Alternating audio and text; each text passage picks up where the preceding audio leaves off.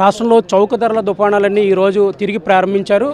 పండగ వాతావరణంలో పిఠాపురంలో చౌక ధరల దుకాణాన్ని అయితే పౌరశాఖ మంత్రి మనోహర్ అయితే ప్రారంభించారు. ఈ సందర్భంగా అసలు ఈ నేరుగా దుకాణాల నుంచి ఈ లబ్ధిదారులు పొందే విధానాన్ని అయితే అమల్లోకి తీసుకొచ్చారు. అసలు దీనివల్ల ఉపయోగం ఏంటంటే గతంలో కూడా ఈ విధానం ఉండేది, ఇప్పుడు మళ్ళీ తిరిగి తీసుకొచ్చారు. మధ్యలో ఈ MDU వాహనాలను రద్దు చేయడం జరిగింది. అసలు ఈ విధానంలో లబ్ధిదారులకు ఏ విధమైన ఉపయోగం జరుగుతుంది అనేది మనతో మాట్లాడడానికి మనోహర్ ఉన్నారు. అంతే మాట్లాడదాం. సార్ చెప్పండి, ఇప్పుడు ఈ రోజు మళ్ళీ చౌకధరల దుకాణాలన్నీ తిరిగి తెరుచుకున్నాయి. అసలు దీని ప్రధాన ఉద్దేశం ఏంటి? గతంలో ఒక అద్భుతమైన వ్యవస్థ దశాబ్దాల కాలం నుంచి క్షేత్రస్థాయిలో ఉన్న ప్రజలకి అందుబాటులో ఉండే విధంగా, అందరికీ తెలిసే విధంగా ఈ రేషన్ షాపుల ద్వారా మేము సరుకులు సరఫరా చేసేవాళ్ళం. ఎక్కడ కూడా లోపం ఉండేది కాదు. 15 రోజులు తెరిచి ఉండేవాళ్ళు, 1వ తారీఖు నుంచి 15వ తారీఖు వరకు. ఉదయం 8 నుంచి 12 వరకు, మళ్ళీ సాయంత్రం 4 నుంచి 8 వరకు వినియోగదారుడు ఎప్పుడు అంటే అప్పుడు కావాలని వాళ్ళు వచ్చి తీసుకోగలుగుతారు.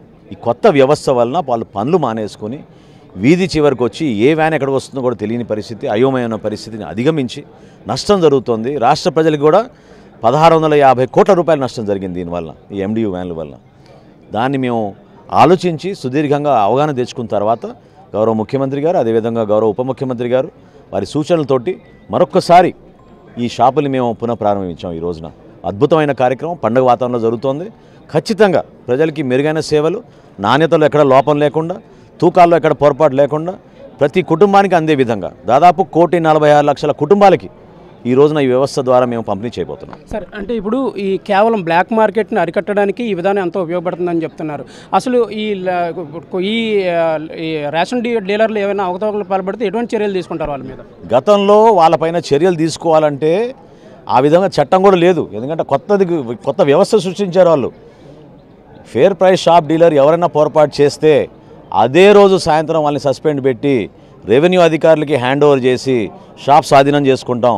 MDUల వ్యాన్కి చేసే పరిస్థితి లేదు. కాబట్టి ఇంకా పారదర్శకత పెరుగుతుంది, జవాబుదారితనం పెరుగుతుంది.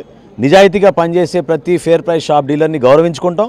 తద్వారా ప్రజలకు కూడా మేము మెరుగైన సేవలు అందిస్తాం. సార్, ఇప్పుడు కాకినాడలో మీరు మంత్రిగా బాధ్యతలు స్వీకరించిన వెంటనే కాకినాడ పోర్టులో రైడ్ చేయడం జరిగింది, అభియాన్ కూడా సీజ్ చేయడం జరిగింది. అంటే అటువంటి వాటిని పూర్తిగా నియంత్రించవచ్చు ఈ పోర్టుల ద్వారా విదేశాలకు అక్రమంగా? ఇది ఒక బలమైన అడుగు. ఖచ్చితంగా దీని ద్వారా నేను ఇందాక మీతో అన్నట్టు బియ్యం షాపుల నుంచి బయట తీసుకెళ్ళడం అనేది సామాన్య విషయం కాదు.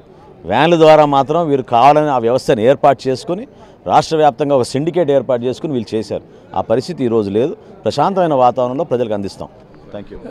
ఈ వ్యాన్ల ద్వారా బయటికి బియ్యాన్ని పంపించే ఒక ప్లాన్లో భాగంగానే మాత్రమే ఈ MDU వాహనాలని తీసుకొచ్చారని గత ప్రభుత్వం వీటిని పూర్తిగా రద్దు చేసి ఇప్పుడు నేరుగా రేషన్ డీలర్ నుంచే లబ్ధిదారులకు రేషన్ అందే విధానాన్ని తీసుకొచ్చామని చెప్తున్నారు.